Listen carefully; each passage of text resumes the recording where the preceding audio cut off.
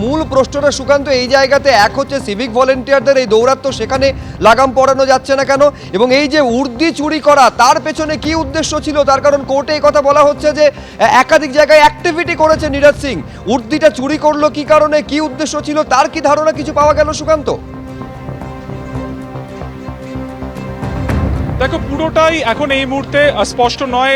তদন্ত সাপেক্ষ দুজনকে আরো জিজ্ঞাসাবাদ করতে চাইছে পুলিশ। দুটি সেকশনে মামলা করা হয়েছে, ইনপারসোনেশন এবং থেফট, অর্থাৎ চুরি এবং ছদ্মবেশ ধারণ। এবং যেহেতু এর আগেও ব্যারাক থেকে চুরি করেছিলেন এই সিভিক ভলেন্টিয়ার কনস্টেবলের উর্দি, ফলত প্রশ্ন কিন্তু এটাও উঠছে যে প্রগতি ময়দান থানার চত্বরে যে ব্যারাক রয়েছে, সেই ব্যারাক থেকে কি করে একজন সিভিক ভলেন্টিয়ার ব্যারাকে ঢোকার সে অনুমতি পেল, বা সে যখন সেখানে ঢুকছে সেখান থেকে কি করেই বা সে উর্দি বারবার চুরি করে নিয়ে সে ব্যবহার করেছে। ফলত সার্বিকভাবে কিন্তু একটা নিরাপত্তা নিয়েও উঠছে প্রশ্ন। এবং তোমাকে বলে রাখি যে এখনো পর্যন্ত এটা ক্লিয়ার নয় যে এই যে উর্দি সে চুরি করতো, সেই এর আগেও সে উর্দি চুরি করেছে, সে অন্য থানায় যাচ্ছে, অর্থাৎ প্রগতি ময়দান থানার জুরিসডিকশনের বাইরে তারা কসবা থানাতে যাচ্ছে, কি তাদের উদ্দেশ্য ছিল? অর্থাৎ অপরাধমূলক কোনো কাজকর্মের সাথে তারা যুক্ত থাকার জন্য এই উর্দি নিয়েছিল, নাকি অন্য কোনো তাদের উদ্দেশ্য ছিল, সেটা কিন্তু পরিষ্কার নয়। এবং সেই কারণে আদালতের তরফে যেমন তাদের এই দুজনকে জেলে হেফাজতের নির্দেশ দেওয়া হয়েছে, তার পাশাপাশি এটাও পরিষ্কার করা হয়েছে যে বিভাগীয় তদন্ত হবে। অর্থাৎ এই বিভাগীয় তদন্তের আওতাতে কিন্তু অবশ্যই প্রগতি ময়দান থানার চত্বরও আসবে যে কিভাবে একজন সিভিক ভলেন্টিয়ার ব্যারাকে ঢোকার অনুমতি পেল। সার্বিকভাবে একাধিক বিষয় প্রশ্ন উঠছে এবং অবশ্যই উদ্দেশ্য নিয়ে এখনো কিন্তু যথেষ্ট অন্ধকারে রয়েছেন তদন্তকারীরা। একেবারে অনেক ধন্যবাদ সুকান্ত তোমাকে। নিঃসন্দেহে কি কারণে চুরি করেছিল, এই ঘটনা বারবার ঘটানো সত্ত্বেও কেন তার বিরুদ্ধে এতদিন পর্যন্ত কোনো কঠোর ব্যবস্থা নেওয়া হয়নি, নিঃসন্দেহে এই প্রশ্নগুলো সামনে থাকবে। কিন্তু যেভাবে সিভিক ভলেন্টিয়ারের দৌরাত্ম্য আবার দিনের আলোর মতন সামনে চলে এসেছে, বিরোধীরা একযোগে নিশানা করেছে রাজ্যের শাসক দল এবং রাজ্যের সরকারকে। কি বক্তব্য তাদের দেখব।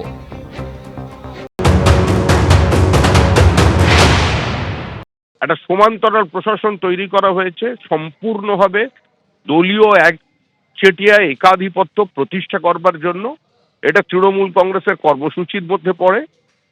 এখানে আপনারা বলছেন চুরি করে নিয়ে গেছে, ভিতরে কোনো না কোনো রাসায়নিক বিক্রিয়া হয়েছে তৃণমূলে, যার জন্যই তাকে গ্রেপ্তার হতে হয়েছে। অনেক জায়গায় পুলিশের সম্মতিতেও সিভিক ভলেন্টিয়ার্সরা তাদের ড্রেস পরে পুলিশ বলে পরিচয় দিয়ে তারা এটা চালিয়ে যায়।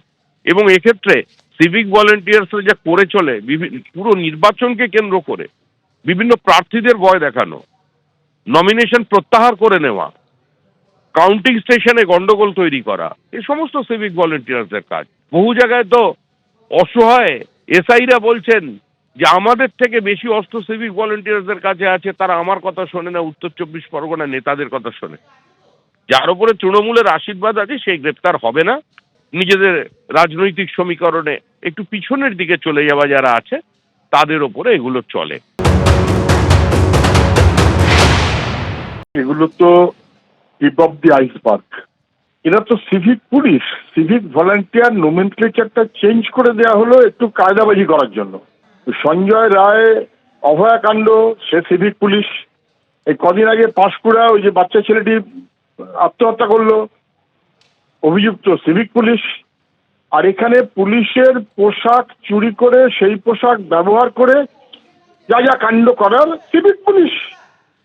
সিভিক পুলিশকে এখন কার্যত ব্যবহার করা হচ্ছে থানা পরিচালনার জন্য। আমার বসংবাদ থাকলে তোমায় দুটো পয়সা বাড়িয়ে দেবো, আর তারপরে একটা খানিকটা বন্দোবস্ত করে দিলাম, ব্যাচ দিয়ে দিলাম, বাকিটা তুমি পয়সা তোলাবাজি করো। একটা বড় অংশ সেই সিভিক পুলিশ যেহেতু স্থানীয় এবং তাদের মাথায় যেহেতু তৃণমূলের নেতাদের হাত, অতএব তারা পরিচালনা করছে কার্যত থানা।